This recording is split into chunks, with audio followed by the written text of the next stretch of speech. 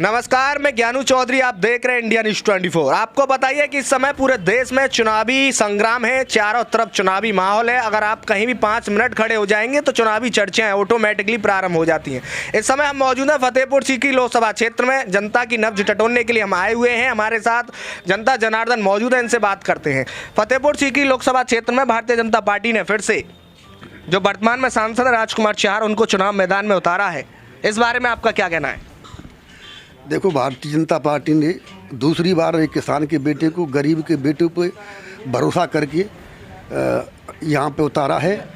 फतेहपुर सीकरी की जनता ने सिर आँखों पर पहले भी उन्होंने बिठाया था और फतेहपुर सीकरी की जनता प्रचंड बहुमत से दोबारा भी उनको सांसद के रूप में दिल्ली भेजने की पूर्ण प्रयासरत है और जनता उनको पूर्ण समर्थन देगी। तो क्या उन्होंने अभी तक अपने पिछले 5 साल के कार्यकाल में विकास कार्य फतेहपुर सीकरी लोकसभा क्षेत्र में किए हैं, जिनकी उपलब्धि गिनाते हुए जनता उन्हें फिर से जिताएगी? ऐसा क्या कार्य किया है उन्होंने?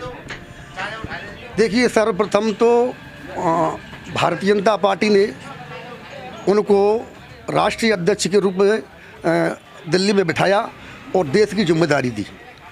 जो सेंटर लेवल के संसदीय कार्य की किसानों की समस्या हो या कोई भी समस्या हो उठाने के लिए माननीय सांसद जी ने कम से कम 5-6 बार क्षेत्र की जनता के मामले को पार्लियामेंट में उठाया है, बड़े जोर शोर से उठाया है और आगे भी निरंतर वो ये प्रयास करेंगे कि जनता के हित कैसे हों, कैसे जनता की भलाई हो, जनता के कौन से काम बकाया हैं, ये सांसद जी बखूबी जानते हैं क्योंकि वो किसान के पुत्र हैं, किसान के बेटे हैं और ज़मीन से जुड़े हुए हैं।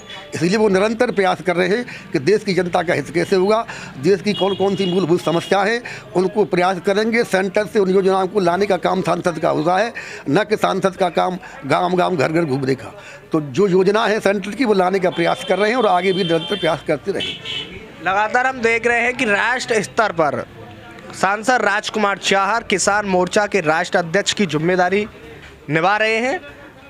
जिम्मेदारी निभाने के दौरान फतेहपुर सीकरी लोकसभा क्षेत्र में खासकर बात की जाए तो किसानों के लिए उन्होंने क्या किया है? देखिए, किसानों के लिए सर्वप्रथम तो किसान को लिए पानी की समस्या थी। पानी की समस्या के लिए जो किसान भाई हैं या रहते हैं देहात में, तो उन्होंने गंगा जल प्रोजेक्ट लाने का प्रयास किया। हर घर में गंगा जल पहुंचाने का प्रयास निरंतर कार्य जारी है। किसानों के लिए थोड़ी नहीं है, वो तो पीने के लिए जल उपलब्ध कराया जाएगा। किसानों की बात की जा रही है। किसानों के लिए वर्तमान में ही उन्होंने किसान मोर्चे के राष्ट्रीय अध्यक्ष के रूप में माननीय योगी जी से भेंट करके किसानों के गन्ना किसानों के लिए MSP बढ़ाने के लिए काम किया और माननीय योगी जी ने किसानों की MSP 20 रुपये प्रति क्विंटल बढ़ाया है। तीसरा प्रयास किसान मोर्चे के माध्यम से उन्होंने किया कि किसानों के लिए सिंचाई के लिए ट्यूबवेल के लिए मुफ्त बिजली, ये भी किसान मोर्चा की पहल पर माननीय योगी जी ने इस पर अमल किया है और किसानों को मुफ्त ट्यूबवेल की बिजली मिलने लगेगी। क्या लग रहा है इस बार थोड़ा सा विरोध हो रहा है? हालांकि रूलिंग पार्टी के चाहे कोई नेता हो या पार्टी हो, रूलिंग पार्टी का हमेशा विरोध रहता है, कोई नई बात नहीं है। लेकिन जनता थोड़ा सा ये कह रही है कि उनके बीच में उनके सुख दुख में शामिल नहीं हुए। तो इस बारे में क्या कहना है? कहीं ना कहीं एक सांसद होने के नाते जनता को अपेक्षा रहती है कि उनके सुख दुख में कोई भी अगर एक जिम्मेदार वाले पद पर है तो उसे होना चाहिए। सांसद जी की इस कमी के बारे में आपका क्या कहना है? रहना चाहिए उन्हें या नहीं रहना चाहिए? जो चल रहा है वो वैसे सही चल रहा है उनका सिस्टम? देखिए ज्ञानू जी, आपकी बात से मैं सहमत हूँ, होना चाहिए, रहना चाहिए।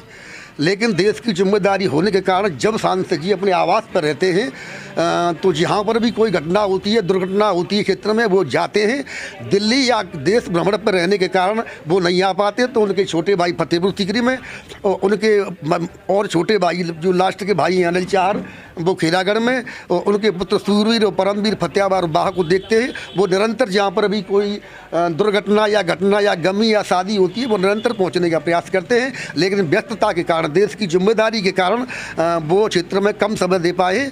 इसलिए अगले 5 वर्ष जनता के लिए समर्पित होंगे और पूर्ण भाव से जनता की कोई भी ऐसा कार्य बकाया नहीं रहेगा जिसे सांसद जी पूर्ण नहीं कराएंगे। तो देखिए, ये इनका भी कहना है कि जो वर्तमान सांसद हैं, जो जनता नाखुश है, वो जनता नाखुश सही है और सांसद जी को जनता के बीच में रहना चाहिए। और देखते हैं कि अगर इस बार जनता उन्हें फिर से चुनकर दिल्ली भेजती है तो उनका क्या रवैया रहेगा, आगामी 5 साल उनका जनता के बीच में कैसा जाएगा। पल पल की खबरें आप तक पहुंचाते रहेंगे, तब तक लिए आप हमारे साथ बने रहिए और देखते रहिए इंडिया न्यूज़ 24। अगर आपको ये खबर अच्छी लगी है तो इसे लाइक कर शेयर जरूर करें, और अभी तक आपने इस चैनल को सब्सक्राइब नहीं किया है तो चैनल को सब्सक्राइब कर बेल आइकन जरूर से दबाएं।